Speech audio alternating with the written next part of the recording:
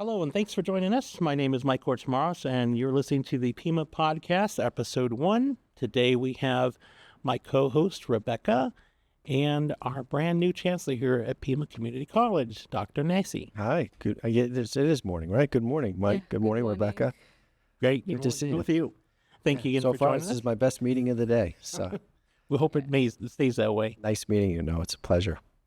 So for a lot of the students that, Rebecca and I were talking, and it came to fruition that we found out there was a new chancellor.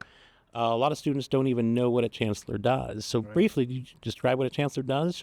Yeah, great question. So the chancellor is the CEO, if you will, of the college. So I have the responsibility of supporting our students, our academic programs, all the things that go along with that, making sure they stay and graduate, working with employers. So we're developing programs that meet their needs, working with universities to ensure that we have partnerships where our students can transfer to. All of those things, athletics, the facilities, I've got a great team, of course, that runs, if you will, the college. And we're just trying to make the best student experience possible. So that's my role as chancellor. I'm hired and report to a board of governors, of course, who oversees the college. And so I have 5 bosses in terms of the board. Wow. That's who I report to. But they're great. They're super supportive. They care deeply about the success of our students. So, it's a great job. Great. And we wanted to find out a little bit about you. Would you mind sharing just some of the background you had before coming here to Pima College? Yeah, so I'm coming from Florida. I was at a community college there in South Florida, Broward County. It's called Broward College. And I started there, as a part-time faculty member teaching, and really fell in love with, working at a community college, and then became a full-time professor and sort of worked my way up. I eventually became the provost at that particular college, and I was doing a lot of things there, and now I've come over here to Tucson. So I started in Florida. I grew up in Maine, so I'm a New Englander.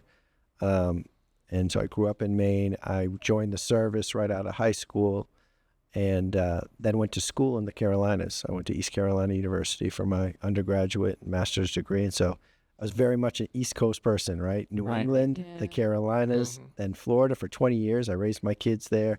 They're off to school now.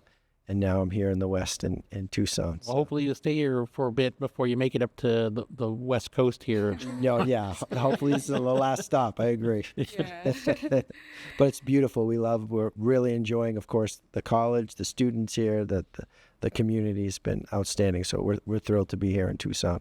That led me to my next question was, how's Tucson treating you, or how do you enjoy Tucson and Pima College both? Well, it's funny. I did some interview in the late spring, and then I came here in August, and it was really, really hot. Boy, yeah. Came here right time. That was a And welcome heat. it's a different heat from Florida. Oh, yeah. It's a different heat. And we were, I was like, well, I'm from South Florida. I mean, how hot can it be? But man, I learned the hard way. It was very hot. So, but it's of course beautiful, right? It's a beautiful area.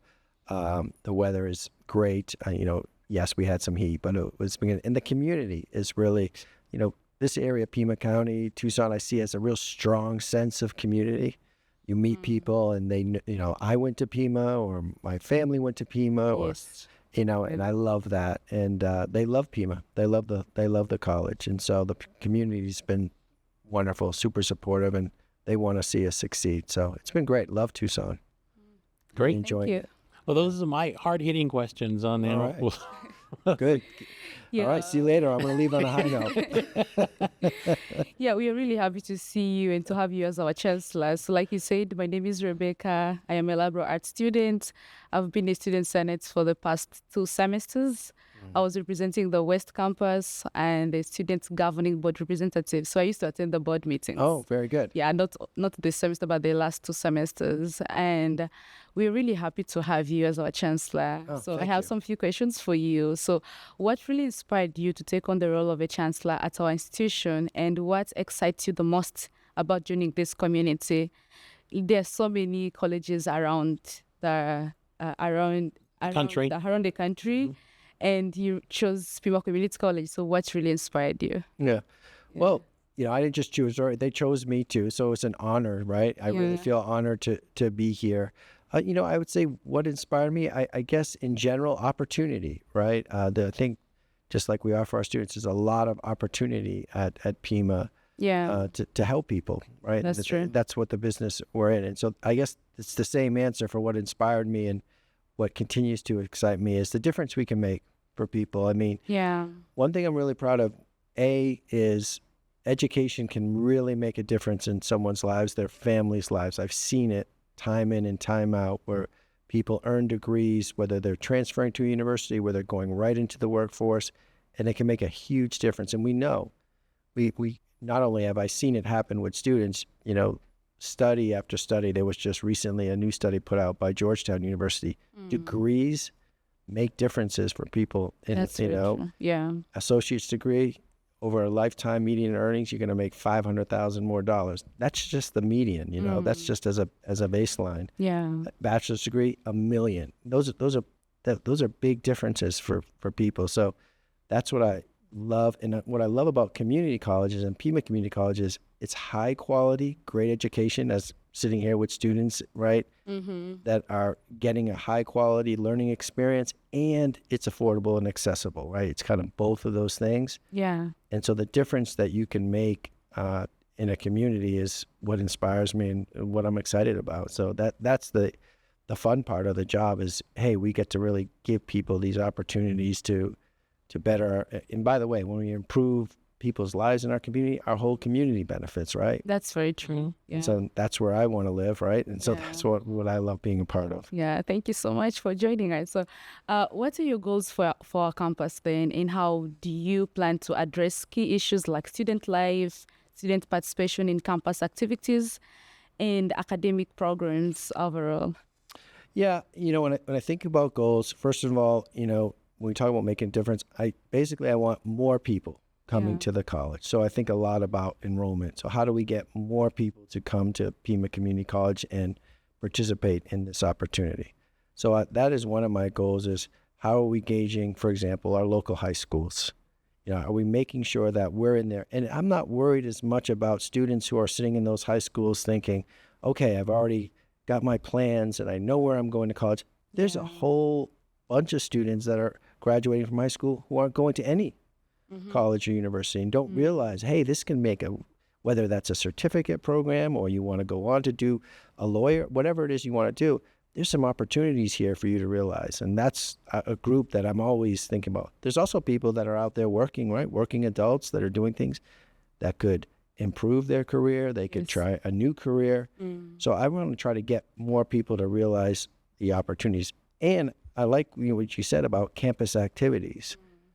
Fun is important. Yeah. You guys are in a great club here in the Digital Media Club. Yes. But giving students like learning experiences and fun experiences to go along with their learning that people want to be there, I think that's critical. And I think Pima has done a good job of that. And we want to continue to build out, I want people to want to be there at Pima, not just for their classes, Yes. but for the whole experience. So I think even if you're taking online classes, you can use the campus, right? You can Yes, use that's right. resources. I don't think a lot of people realize that. Yeah, of course. Yeah, there's libraries and common space. And one thing, I want, if you're there for all day, we want to have food available, so that's the team, what does that look like? And I've really enjoyed going out. We have great athletic teams at the college. I've been out to the volleyball game. My wife and I have been to the soccer game.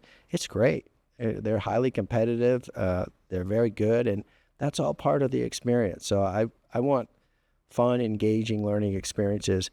And importantly, working with our employers, right, our local. The point of it is to get people great jobs.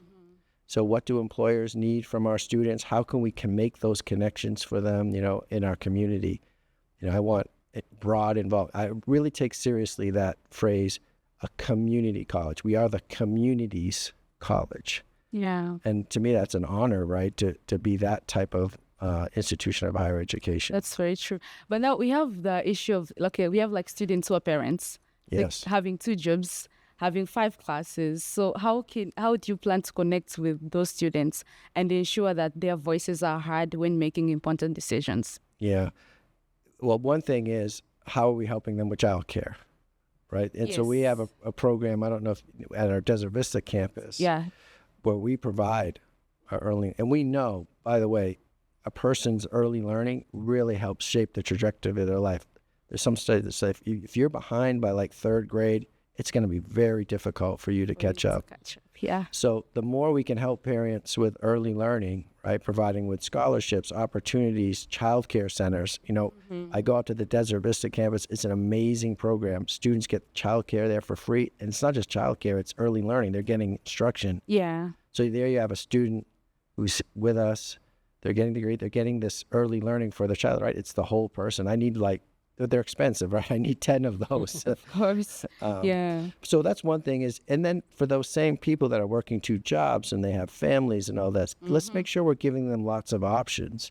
Do they have online options? Do they have on-campus options? Do they have hybrid options? Yeah. Giving people a choice, right? Because they're busy, so they need to fit that into their schedule. So that's some of it is providing them with some flexibility and trying to remove whatever obstacles are there to their success. Yeah, that's very true. So what advice will you give to students who want to make the most of their time here, both academically and personally? Boy, I don't know if I'm the one to be giving advice, but I'll try. Yeah, sure. You're on the spot. Yeah. Yeah, I mean, You've been through so many experiences yeah, through sure. life I and guess school. I'm old is what you're saying. You're not old.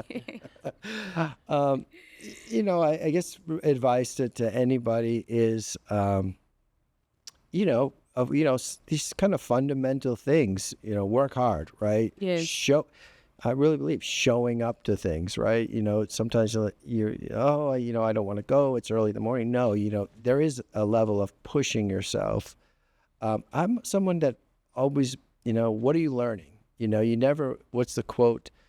I forget who said it, something like you never, you try, I never lose, right? I either win or learn. Mm-hmm.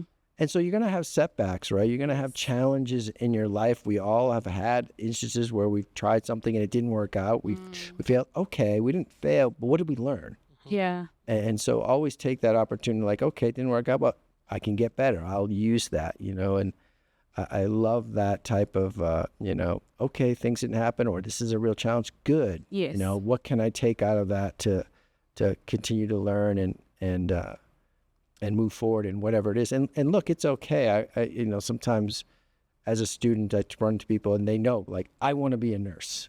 I want to be an IT or I want to be a lawyer. It's okay to explore though, right? There's other students who go, well, I kind of like this, but I'm not sure. But so exploration is also part of the college experience. So I'd encourage you, that's fine. Maybe you don't know. I didn't know at 18 that I wanted to be a chancellor, that's for sure. Yeah. But just, I knew at some point, though, that I wanted to help people, that I loved learning, that I loved education, and that kind of led me into that field. So follow what you is a strength for you. Yeah, thank you so much. So students out there who are going to listen to this podcast, I want to advise you that just like what the Chancellor said, always push yourself out there and learn something. Because even if you fail, you always learn something out of everything that you're doing. And if you want to meet the Chancellor in person, we have 2 events coming up on October 29th at the Northwest Campus and November 7th at the East Campus at 5:30 p.m. to 6:30 p.m. So get out there and meet the Chancellor. He's really nice, and we are so excited to have him on our campus here. I had one follow-up question for you. Being the C-level you are and running the business, working in other Fortune 500 companies that I've done, I see, you can see a disconnect from that level of management and the people that they serve, if you will. And sure. So how do you feel like you're going to thread that line of trying to stay connected with the students, if you will? I think that was kind of one of the questions she had. Yeah. Well, one of the things like this, right? Always engage with students whenever you can, and I've done some so the first day I took the job, I met with students. That was number one. So because I wanted to hear from them, and I continue to hold like these events, listening and learning sessions to talk with students. But I'm also interested in teaching, right? That's where I got my start. And so it's my first semester. And so I'm learning a lot and trying to understand, some of the strengths and areas we can improve. But at some point, I think it would be great for me to teach a class, right, where you're in there week in and week out with a group of students and doing those things. So I got to kind of figure out what that looks like for my schedule. It's already quite busy, so I don't know, adding a class to teach would be a challenge, but it's something I'm very We'd be honored, obviously. Yeah, no, and it would be a I lot think of you'd be fun the for me. first one here anyways to do that. Yeah, so I think that's something I'm really interested in pursuing at some point. Now that'd be great. Yeah. Well, with that being said, I think we're about out of time. Again, I wanted to thank Dr. Nasse for joining us today and Rebecca for helping us co-host this. You've been listening to the Pima podcast. The Pima Post podcast, episode 1. And if you have any questions for the Chancellor, you can reach out to his office. You have your email on hand, or? Yeah, you can reach me at, it's JNASSE, so my last name, at pima.edu. Perfect. Thanks again. Yeah, thank you. Thank you. Good luck. Episode 1. Here we go. In the All bag. right. In the bag. Yeah. Bye-bye.